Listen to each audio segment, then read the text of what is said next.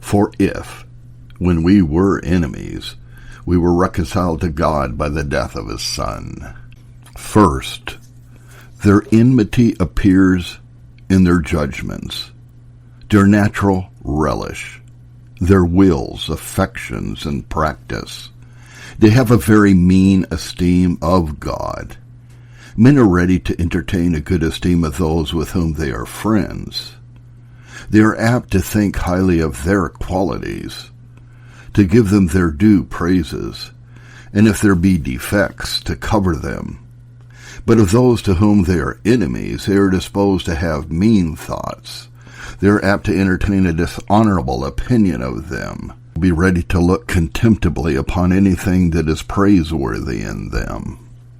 So it is with natural men towards God. They entertain very low and contemptible thoughts of God. Whatever honor and respect they may pretend and make a show of towards God, if their practice be examined, it will show that they certainly look upon him as a being that is but little to be regarded. The language of their hearts is, "Who is the Lord that I should obey his voice?" Exodus 5, verse 2. What is the Almighty that we should serve him? And what profit should we have if we pray to him? Job 21, verse 15. They count him worthy neither to be loved nor feared. They dare not behave with that slight and disregard towards one of their fellow creatures, when a little raised above them in power and authority, as they dare and do towards God. They value one of their equals much more than God, and are 10 times more afraid of offending such than of displeasing the God that made them. They cast such exceeding contempt on God as to prefer every vile lust before him, and every worldly enjoyment is set higher in their esteem than God. A morsel of meat or a few pence of worldly gain is preferred before him. God is set last and lowest in the esteem of natural men. Number 2, they are enemies in the natural relish of their souls. They have an inbred distaste and disrelish of God's perfections. God is not such a being as they would have. Though they are ignorant of God, yet from what they hear of him, and from what is manifest by the light of nature, they do not like him. By his being endowed with such attributes as he is, they have an aversion to him. They hear God as an infinitely holy, pure, and righteous being, and they do not like him upon this account. They have no relish of such qualifications. They take no delight in contemplating them.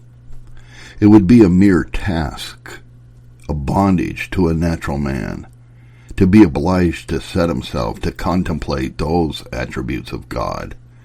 They see no manner of beauty or loveliness, nor taste any sweetness in them, and on account of their distaste of these perfections, they dislike all his other attributes. They have greater aversion to him because he is omniscient and knows all things, and because his omniscience is a holy omniscience. They are not pleased that he is omnipotent and can do whatever he pleases, because it is a holy omnipotence. They are enemies even to his mercy, because it is a holy mercy. They do not like his immutability, because by this he never will be otherwise than he is, an infinitely holy God. It is from this disrelish that natural men have of the attributes of God, that they do not love to have much to do with God. The natural tendency of the heart of man is to fly from God, and keep at a distance from him, as far off as possible. A natural man is averse to communion with God, and is naturally disinclined to those exercises of religion wherein he has immediately to do with him. It is said of wicked men in Psalm 10, verse 4, God is not in all their thoughts. It is evident that the mind of man is naturally averse to thinking about God, and hence if any thoughts of him be suggested to the mind, they soon go away. Such thoughts are not apt to rest in the minds of natural men. If anything is said to them of God, they are apt to forget it, It is like seed that falls upon the hard path. The fowls of the air soon take it away, or like seed that falls upon a rock. Other things will stick, but divine things rebound. And if they were cast into the mind, they meet with that there which soon thrusts them out again. They meet with no suitable entertainment, but are soon chased away. Hence also it is that natural men are with difficulty persuaded to be constant in the duty of secret prayer. They would not be so averse to spending a quarter of an hour, night and morning, in some bodily labor, but it is because they are averse to a work in which they have so immediately to do with God, and they naturally love to keep at a distance from Him. Number 3, their wills are contrary to His will. God's will and theirs are exceeding cross the one to the other. God wills those things that they hate and are most averse to, and they will those things that God hates. Hence they oppose God in their wills. There is a dreadful, violent, and obstinate opposition of the will of natural men to the will of God. They are very opposite to the commands of God. It is from the enmity of the will, Romans 8:7, that the carnal mind is not subject to the law of God, neither indeed can it be. Hence natural men are enemies to God's government. They are not loyal subjects, but enemies to God, considered as the Lord of the world, entire enemies to God's authority. Number 4, they are enemies to God in their affections. There is in every natural man a seed of malice against God, and it often dreadfully breaks forth, though it may in great measure lie hid in secure times, when God lets men alone, and they meet with no great disturbance of body or mind. Yet if God does but touch men in their consciences, by manifesting to them a little of His wrath for their sins, this oftentimes brings out the principle of malice against Him. This is exercised in dreadful heart-risings, inward wranglings, and quarrelings, and blasphemous thoughts, wherein the heart is like a viper, hissing and spitting poison at God. And however free from it the heart may seem to be, when let alone and secure, yet a very little thing will set it in a rage. Temptations will show what is in the heart. The alteration of a man's circumstances will often discover the heart. Pharaoh had no more natural enmity against God than other men. And if other natural men had been in Pharaoh's circumstances, the same corruptions would have put forth themselves in as dreadful a manner. The scribes and Pharisees had naturally no more malice in their hearts against Christ than other men. And other natural men would, in their case, and having as little restraint, exercise as much malice against Christ as they did. When wicked men come to be cast into hell, then their malice against God will appear. Then their hearts will appear as full of malice as hell is full of fire. But when wicked men come to be in hell, there will be no new corruptions put into their heart, but only old ones will then break forth without restraint. This is all the difference between a wicked man on earth and a wicked man in hell, that in hell will be more to stir up the exercise of corruption and less to restrain it than on earth. But there will be no new corruption put in. A wicked man will have no principle of corruption in hell but what he carried to hell with him. There are now the seeds of all the malice that will be exercised then. The malice of damned spirits is but a branch of the root that is in the hearts of natural men now. A natural man has a heart like the heart of a devil. Only corruption is more under restraint in man than in devils. Number 5, they are enemies in their practice. They walk contrary to Him. In their enmity against God, they are exceeding active. They are engaged in war against God. Indeed, they cannot injure God. He is so much above them. But yet they do what they can. They oppose themselves to His honor and glory. They oppose themselves to the interest of His kingdom and the world. They oppose themselves to the will and command of God and oppose Him in His government. They oppose God in his works and in his declared designs. While he is doing one work, they are doing the contrary. God seeks one thing, and they seek directly the contrary. They list under Satan's banner and are his willing soldiers in opposing the kingdom of God. Section 2. The degree of man's natural enmity to God. I now proceed to say something with respect to the degree of this enmity, tending in some measure to show how great enemies to God are natural men. First, they have no love to God. Their enmity is mere enmity without any mixture of love. A natural man is wholly destitute of any principle of love to God, and therefore never had the least exercise of this love. Some natural men have better tempers than others, and some are better educated than others, and some live a great deal more soberly than others. But one has no more love to God than another, for none have the least spark of that. The heart of a natural man is as destitute of love to God as a dead, stiff, cold corpse is of vital heat. John 5, verse 43. I know you, that you have not the love of God in you. Number 2. Every faculty and principle of action is wholly under the dominion of enmity against God. The nature of man is wholly infected with this enmity against God. He is tainted with it throughout, in all his faculties and principles. And not only so, but every faculty is entirely and perfectly subdued under it and enslaved to it. This enmity against God has the absolute possession of the man. The Apostle Paul, speaking of what he was naturally, says, I am carnal, sold under sin. The understanding is under the reigning power of this enmity against God, so that it is entirely darkened and blinded with regard to the glory and excellency of God. The will is wholly under the reigning power of it. All the affections are governed by enmity against God. There is not one affection, nor one desire that a natural man has, or that he is ever stirred up to act from, but for what contains in it enmity against God. A natural man is as full of enmity against God as any viper or any venomous beast is full of poison. Number 3. The power of the enmity of natural men against God is so great that it is insuperable by any finite power. It has too great and strong a possession of the heart to be overcome by any created power. Indeed, a natural man never sincerely strives to root out his enmity against God. His endeavors are hypocritical.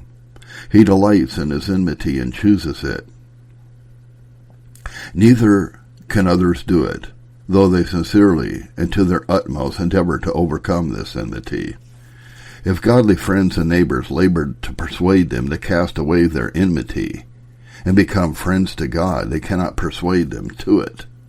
Though ministers use never so many arguments and entreaties, and set forth the loveliness of God, tell them of the goodness of God to them, hold forth God's own gracious invitations, and entreat them never so earnestly to cast off their opposition and be reconciled, yet they cannot overcome it. Still they will be as bad enemies to God as ever they were. The tongue of men or of angels cannot persuade them to relinquish their opposition to God. Miracles will not do it. How many miracles did the children of Israel see in the wilderness? Yet their enmity against God remained, as appeared by their often murmuring. And how often did Christ use miracles to this end without effect? But the Jews obstinately stood out.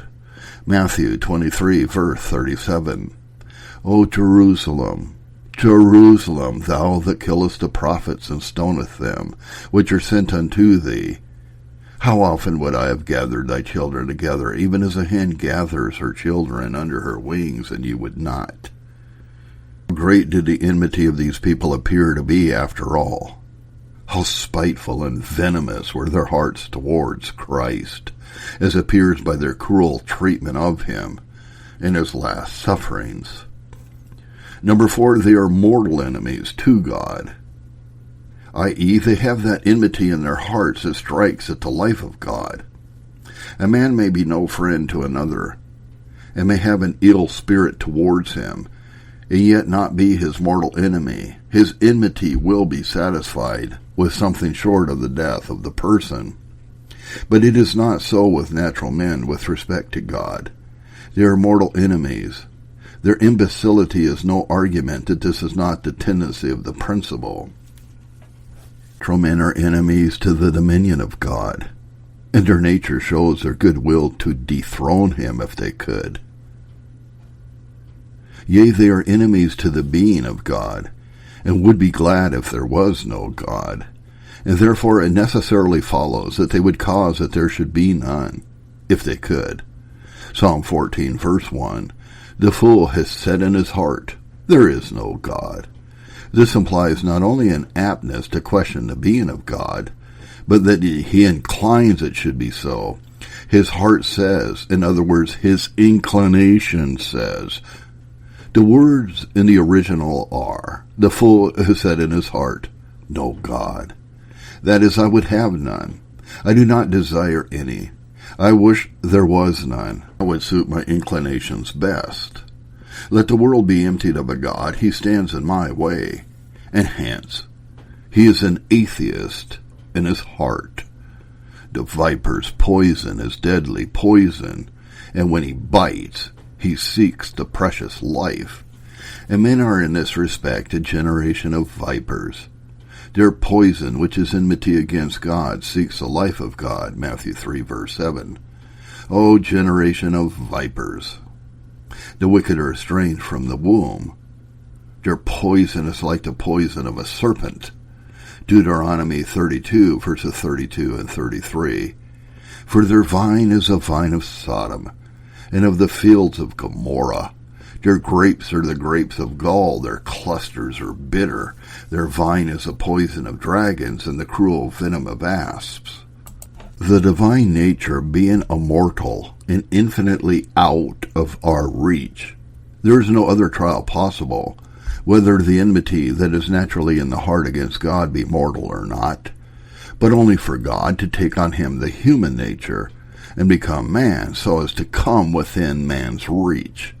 There can be no other experiment. And what has been the event? Why, when once God became man and came down to dwell here, among such vipers as fallen men, they hated and persecuted him, and never desisted till they had embrued their hands in his blood. There was a multitude of them that appeared combined in this design. Nothing would do but he must be put to death. All cry out, "Crucify him! Crucify him! Away with him!" They had rather Barabbas, who greatly deserved death, should live, than that he should not die. Nothing would restrain them from it, even all his preaching and all his miracles, but they would kill him. And it was not the ordinary kind of execution that would satisfy them, but it must be the most cruel and most ignominious they possibly could invent. And they aggravated it as much as they could by mocking him and spitting on him and scourging him. This shows what the nature and tendency of man's enmity against God is. Here it appeared in its true colors. Number 5. Natural men are greater enemies to God than they are to any other being whatsoever. Natural men may be very great enemies to their fellow creatures, but not so great as they are to God. There is no other being that so much stands in sinners' way in those things that they chiefly set their hearts upon as God.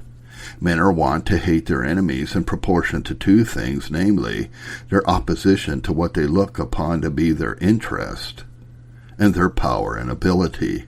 A great and powerful enemy will be more hated than one who is weak and impotent, but none is so powerful as God. Men's enmity to others may be got over. Time may wear it out, and they may be reconciled. But natural men, without a mighty work of God to change their hearts, will never get over their enmity against God. They are greater enemies to God than they are to the devil. Yea, they treat the devil as their friend and master, and join with him against God. John 8:44. You are of your father, the devil, and the lust of your father you will do. He was a murderer from the beginning. Section 3. On what account men are enemies to God. The general reason is that God is opposite to them in the worshipping of their idols. The apostasy of man summarily consists in departing from the true God to idols, forsaking his Creator, and setting up other things in his room. When God at first created man, he was united to his Creator. The God that made him was his God. The true God was the object of his highest respect and had the possession of his heart. Love to God was the principle in his heart that ruled over all other principles, and everything in the soul was wholly in subjection to it. Man fell, he departed from the true God, and the union that was between his heart and his Creator was broken. He wholly lost his principle of love to God, and henceforward man clave to other gods. He gave that respect to the creature which is due to the Creator. When God ceased to be the object of his supreme love and respect, other things, of course, became the objects of it. Man will necessarily have something that he respects as his God. If man do not give his highest respect to the God that made him, there will be something else that has the possession of it. Men will either worship the true God or some idol. It is impossible it should be otherwise. Something will have the heart of man. And that which a man gives his heart to may be called his God, and therefore when man by the fall extinguished all love to the true God, he set up the creature in his room. For having lost his esteem and love of the true God, and set up other gods in his room and in opposition to him, and God still demanding their worship and opposing them, enmity necessarily follows. That which a man chooses for his God, he sets his heart mainly upon, and nothing will so soon excite enmity as opposition in that which is dearest. A man will be the greatest enemy to him who opposes him in what he chooses for his God. He will look on none as standing so much in his way as he that would deprive him of his God. Ye have taken away my gods, and what have I more? Judges 18:24. A man in this respect cannot serve two masters, to stand in competition for his service, and not only if he serves one he cannot serve the other, but if he cleaves to one he will necessarily hate the other. Matthew 6:24.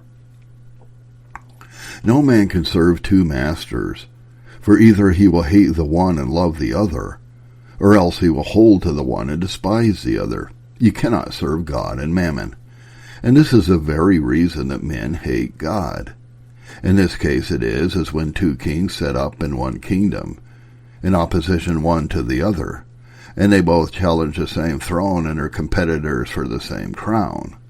They who are loyal, hearty subjects to the one will necessarily be enemies to the other, as that which is a man's God is the object of his highest love, so that God who chiefly opposes him in it must be the objects of his greatest hatred. The gods which a natural man worships instead of the God that made him are himself and the world. He has withdrawn his esteem and honor from God and proudly exalts himself. As Satan was not willing to be in subjection and therefore rebelled and set up himself, so a natural man, in the proud and high thoughts he has of himself, sets up himself upon God's throne. He gives his heart to the world, worldly riches, worldly pleasures, and worldly honors. They have the possession of that regard which is due to God. The apostle sums up all the idolatry of wicked men in their love of the world. 1 John 2:15 and 16. Love not the world, neither the things that are in the world. If any man love the world, the love of the Father is not in him. For all that is in the world, the lust of the flesh, the lust of the eye, and the pride of life, is not of the Father, but is of the world. And the Apostle James observes that a man must necessarily be the enemy of the true God, if he be a friend of the world. Whosoever therefore will be a friend of the world is the enemy of God, James 4, verse 4. All the sin that men commit is what they do in the service of their idols. There is no one act of sin but what is an act of service to some false god. And therefore, whereinsoever God opposes sin in them, he is opposite to their worship of their idols, on which account they are his enemies. God opposes them in their service of their idols in the following respects. Number 1, he manifests his utter abhorrence of their attachment to their idols. Their idols are what they love above all things. They would by no means part with them. This wickedness is sweet to them. Job 20, verse 12. If you take them away, what have they more? If they lose their idols, they lose their all. To rend away their idols from them would be more grievous to them than to rend body and soul asunder. It is like rending their heart in twain. They love their idolatry, but God does not approve of it, but exceedingly hates it. He will by no means be reconciled to it, and therefore they hate him. God declares an infinite hatred of every act they do in the service of their false gods. He declares himself to be a holy and a jealous God, a God who is very jealous of his own honor, and that greatly abhors giving that honor to another. Number 2, he utterly forbids their cleaving to those idols, and all the service that they do to them. He not only shows that he dislikes it, but he utterly forbids it, and demands that they should worship him, serve him only, and give their hearts wholly to him, without tolerating any competitor. He allows them to serve their idols in no degree, but requires them to cast them away utterly and pay no more worship to them at any time. He requires a final parting with their idols, not only that they should refrain from them for a while, but cast them away forever, and never gratify their idolatrous respect to them any more. This is so exceeding contrary to them, and what they are so averse to, that they are enemies to God for it. They cannot endure God's commands, because they forbid all that in which their hearts are so engaged. And as they hate God's commands, so they hate him, whose commands they are. Number 3, he threatens them with everlasting damnation for their service of their idols. He threatens them for their past idolatry. He threatens them with his eternal wrath, for their having departed from him, and their having chosen to themselves other gods. He threatens them for that disposition they have in their hearts to cleave to other gods. He threatens the least decrees of that respect which they have in their hearts to their idols. He manifests that he will not tolerate any regard to them, but has fixed eternal death as the wages of every degree of it. And he will not release them from their guilt. He holds them to their obligations, and he will accept of no atonement that they can make. He will not forgive them for whatever they do in religion, whatever pains they take, whatever tears they shed. He will accept of no money or price that they have to offer. And he threatens every future act of their idolatry. He not only forbids them ever to be guilty of the least act, but forbids them on pain of eternal damnation. So strictly does God prohibit them from the service of their beloved idols.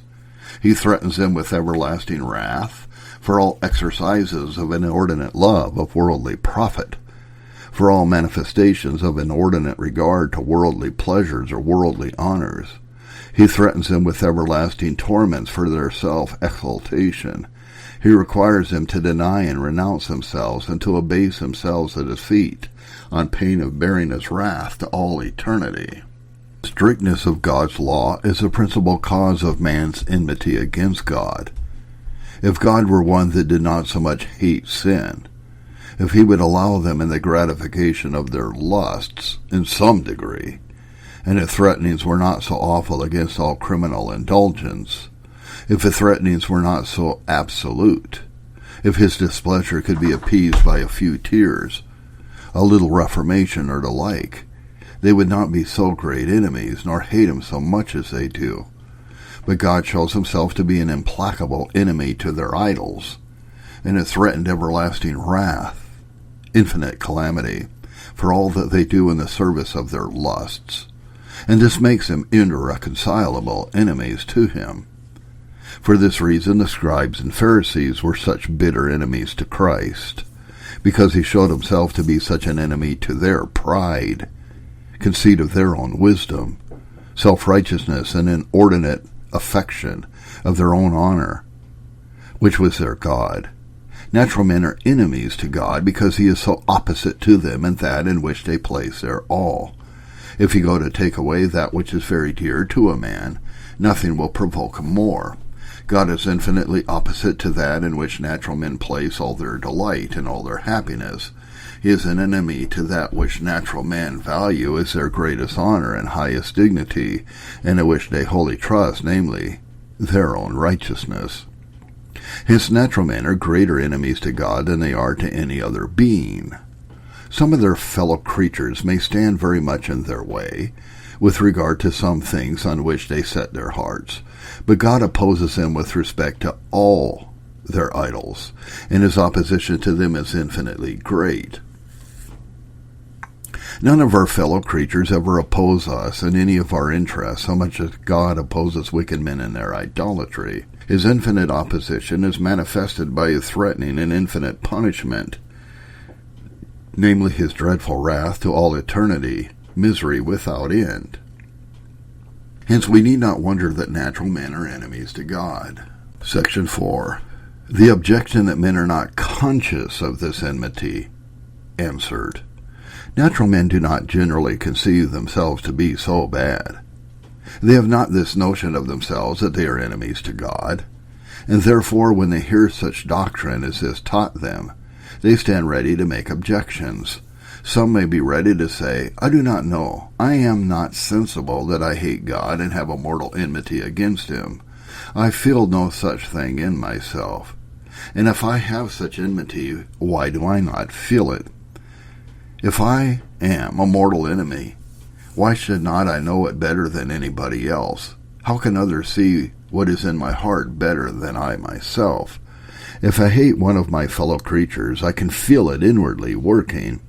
To such an objection I would answer, if you do but observe yourself, and search your own heart, unless you are strangely blinded, you may be sensible of those things wherein enmity does fundamentally consist.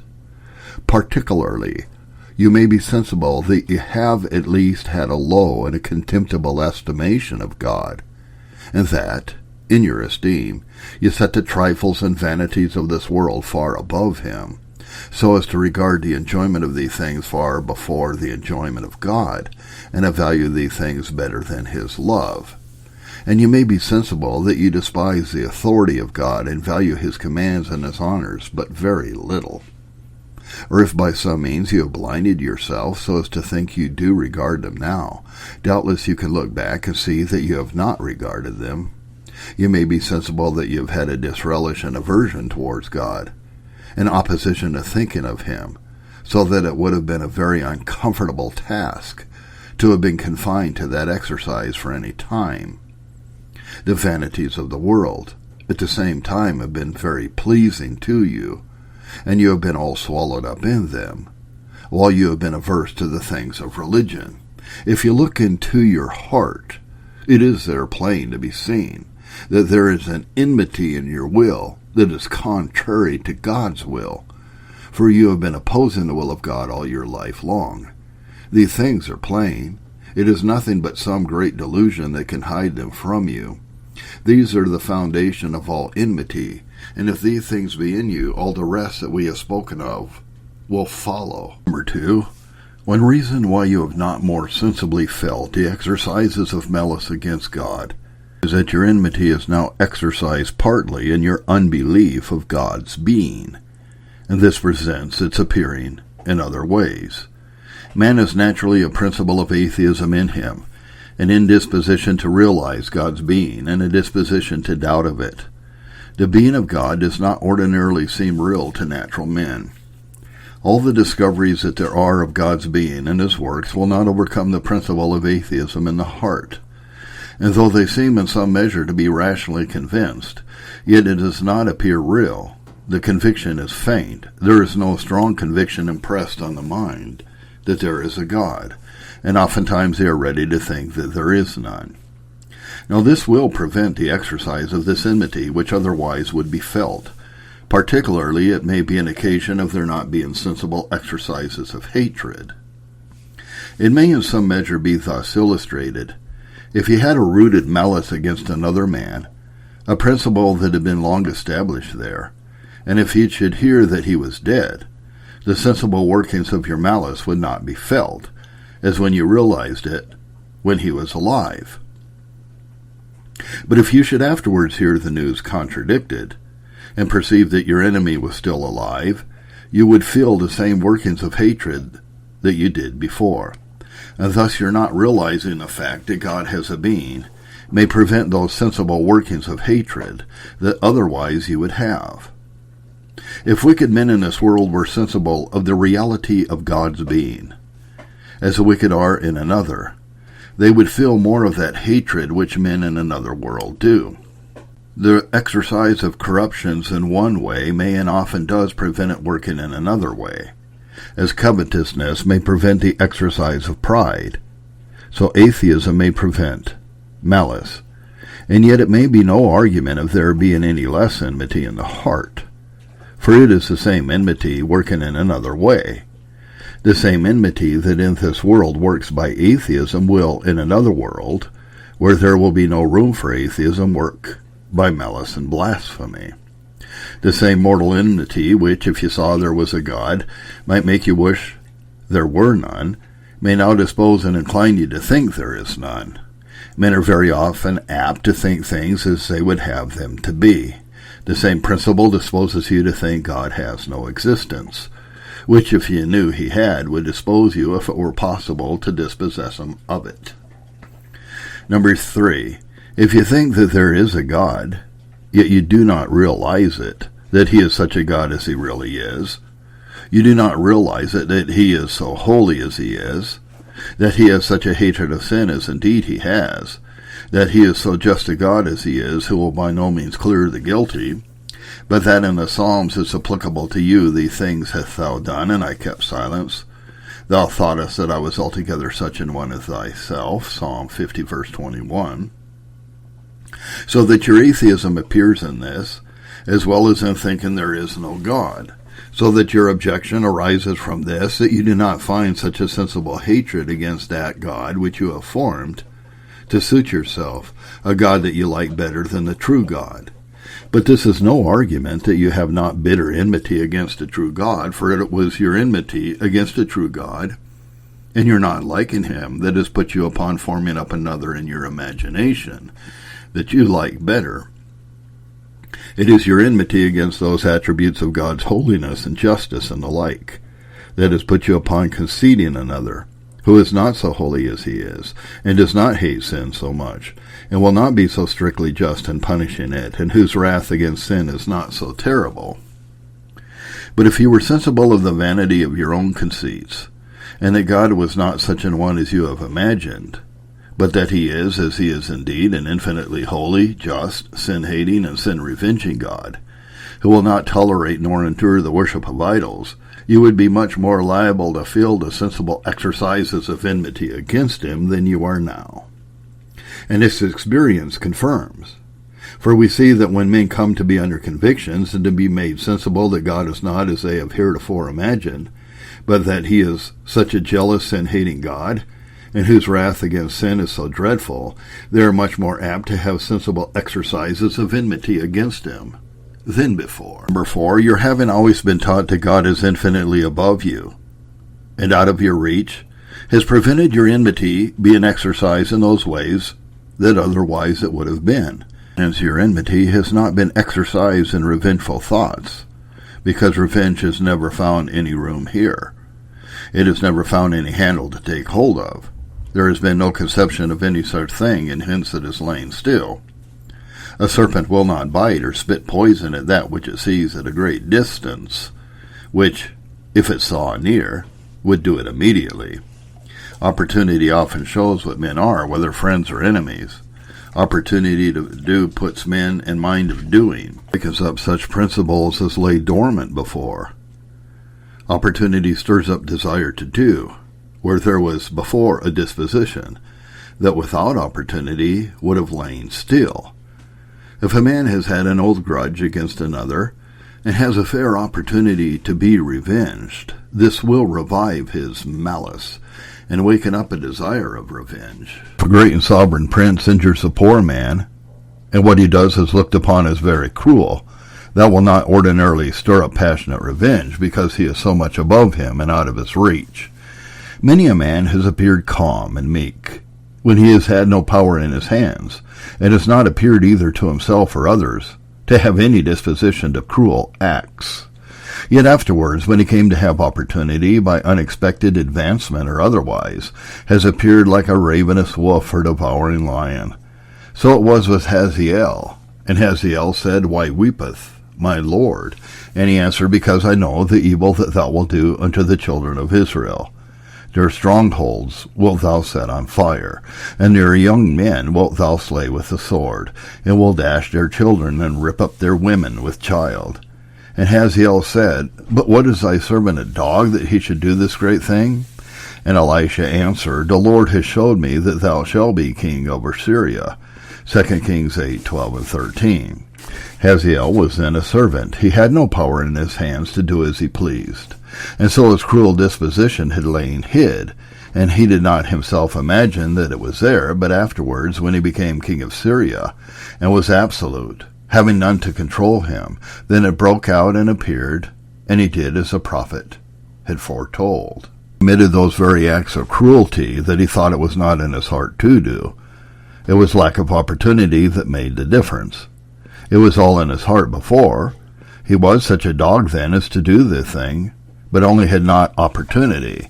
And therefore, when he seemed surprised that the prophet should say so of him, all the reason the prophet gives is, The Lord has showed me that thou shalt be king over Syria. Some natural men are such dogs as to do things if they had opportunity, which they do not imagine it is in their hearts to do. You object against your having a mortal hatred against God, that you never felt any desire to dethrone him, but when reason has been, that it has always been conceived so impossible by you. But if the throne of God were within your reach, and you knew it, it would not be safe 1 hour. Who knows what thoughts would presently arise in your heart by such an opportunity, and what disposition would be raised up in your heart? Who would trust your heart that there would not presently be such thoughts as these, though they are enough to make one tremble to mention them? Now I have opportunity to set myself at liberty, that I need not be kept in continual slavery by the strict law of God. Then I may take my liberty to walk in that way I like best, and need not be continually in such slavish fear of God's displeasure. And God has not done well by me in many instances. He has done most unjustly by me, and holden me bound to destruction for unbelief and other things which I cannot help. Shown mercy to others and not to me. I have now an opportunity to deliver myself, and there can be no danger of my being hurt for it. There will be nothing for us to be terrified about, and so keep us in slavery. Who would trust your heart that such thoughts would not arise, or others much more horrid and too dreadful to be mentioned, and therefore I forbear. Those natural men are foolishly insensible of what is in their hearts, and who think there would be no danger of any such workings of heart, if they knew they had opportunity. You little consider how much your having no more of the sensible exercises of hatred to God is owing to a being restrained by fear. You have always been taught what a dreadful thing it is to hate God, and how terrible his displeasure, that God sees the heart and knows all the thoughts, and that you are in his hands, and he can make you as miserable as he pleases and as soon as he pleases. And these things have restrained you, and the fear that is risen from them has kept you from appearing what you are. It has kept down your enmity, and made that serpent afraid to show its head, as otherwise it would do. One reason why you have not felt more sensible hatred to God may be because you have not had much trial of what is in your heart. It may be God has hitherto in a great measure let you alone. The enmity that is in men's hearts against God is like a serpent, which if it be let alone, lies still. But if anybody disturbs it, it will soon hiss and be enraged, and show its serpentine, spiteful nature. Notwithstanding the good opinion you have of yourself, yet a little trial would show you to be a viper, and your heart would be set all on rage against God. One thing that restrains you now is your hope. You hope to receive many things from God. Your own interest is concerned, so that both hope and fear operate together to restrain your enmity from sensible exercises. But if once hope were gone, you would soon show what you were. You would feel your enmity against God in a rage. Number 7. If you pretend that you do not feel enmity against God, and yet act as an enemy, you may certainly conclude that it is not because you are no enemy, but because you do not know your own heart. Actions are the best interpreters of the disposition. They show, better than anything else, what the heart is. It must be because you do not observe your own behavior that you question whether you are an enemy to God. What other account can you give of your own carriage, but only your being God's enemy? What other account can be given of your opposing God in your ways, walking so exceeding contrary to him, contrary to his counsels, contrary to his commands, and contrary to his glory? What other account can be given of your casting so much contempt upon God, your setting him so low, your acting so much against his authority and against his kingdom and interest in the world? What other account can be given of your so setting your will in opposition to God's will, and so obstinately for so long a time against so many warnings as you have had? What other account can be given of your joining so much with Satan in the opposition he is making to the kingdom of God in the world, and that you will join with him against God, though it be so much against your own interest, and though you expose yourself by it to everlasting misery? Such like behavior in one man towards another would be sufficient evidence of enmity. If he should be seen to behave thus, and that it was his constant manner, none would want better evidence that he was an enemy to his neighbor. If you yourself had a servant that carried it towards you, as you do, towards God, you would not think there was need of any greater evidence of his being your enemy.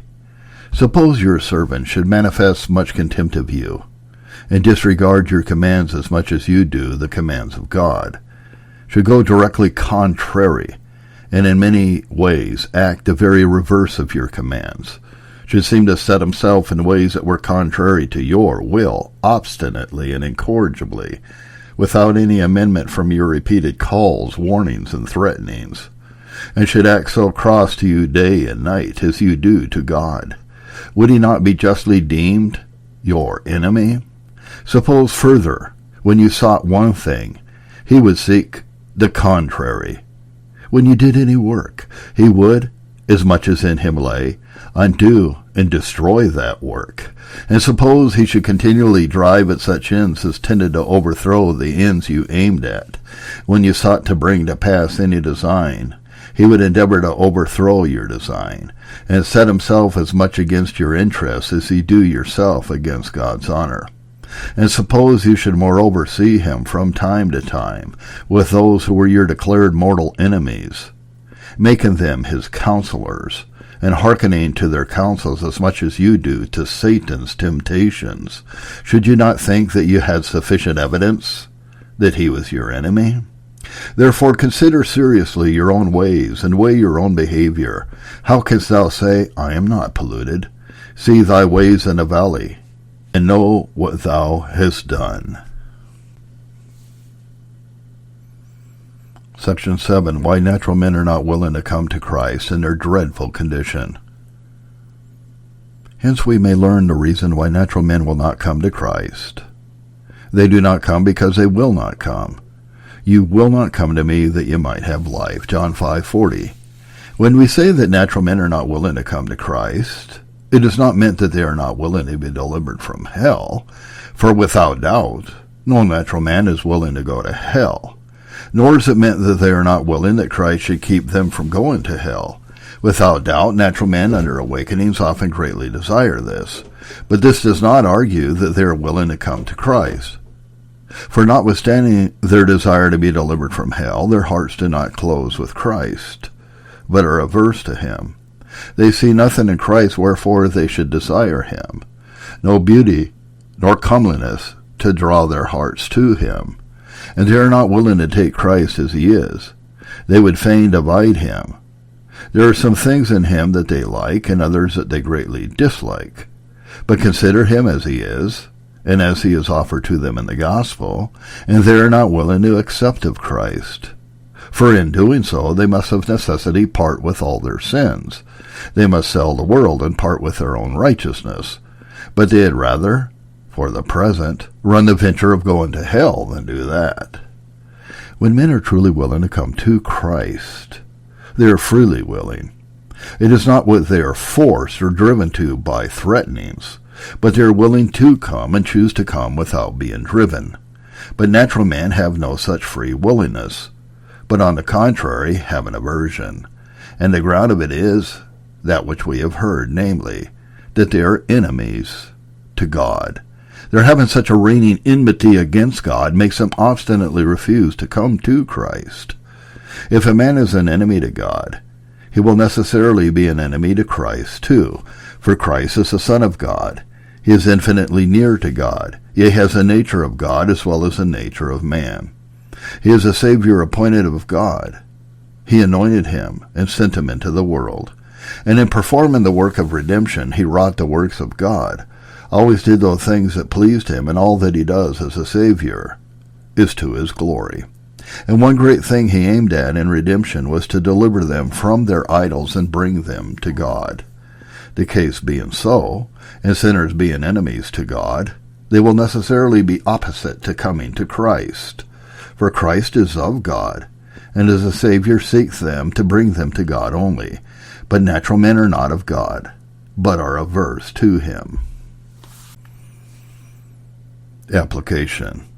Hence we may learn how wonderful is the love that is manifested in giving Christ to die for us.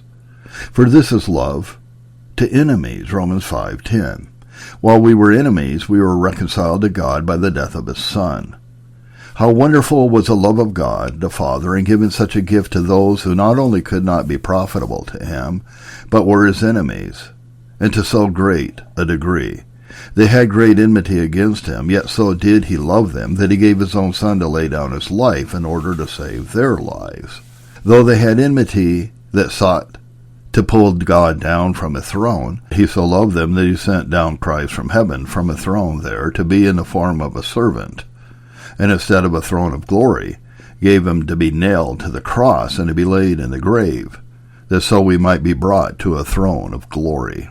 Wonderful was the love of Christ, and thus exercising dying love towards his enemies. He loved those that hated him, with hatred that sought to take away his life, so as to voluntarily to lay down his life, that they might have life through him. 1 John 4:10. Herein is love, not that we loved him, but that he loved us and laid down his life for us. Number 2, if we are all naturally God's enemies, hence we may learn what a spirit it becomes us as Christians to possess towards our enemies. Though we are enemies to God, yet we hope that God has loved us, that Christ has died for us, that God has forgiven and will forgive us, and will do us good and bestow infinite mercies and blessings upon us, so as to make us happy forever. All this mercy we hope has been or will be exercised towards us. Certainly then it will not become us to be bitter in our spirits against those that are enemies to us, and have injured and ill-treated us, and though they have yet an ill spirit towards us, seeing we depend so much on God's forgiving us, though enemies, we should exercise the spirit of forgiveness towards our enemies. Therefore our Savior inserted it in that prayer, which he inserted as a general directory to all. Forgive us our debts as we forgive our debtors, to enforce the duty upon us, and to show us how reasonable it is. And we ought to love them, even while enemies, for so we hope God has done to us. We should be the children of our Father, who is kind to the unthankful and evil. If we refuse thus to do, and are of another spirit, we may justly expect that God will deny us his mercy, as he hath threatened. If you forgive men their trespasses, your heavenly Father will also forgive you. But if you forgive not men their trespasses, neither will your Father forgive your trespasses. Matthew 6:14 and 15. The same we have in the parable of the man who owed his Lord 10,000 talents. Matthew 23, verses 23 to 35.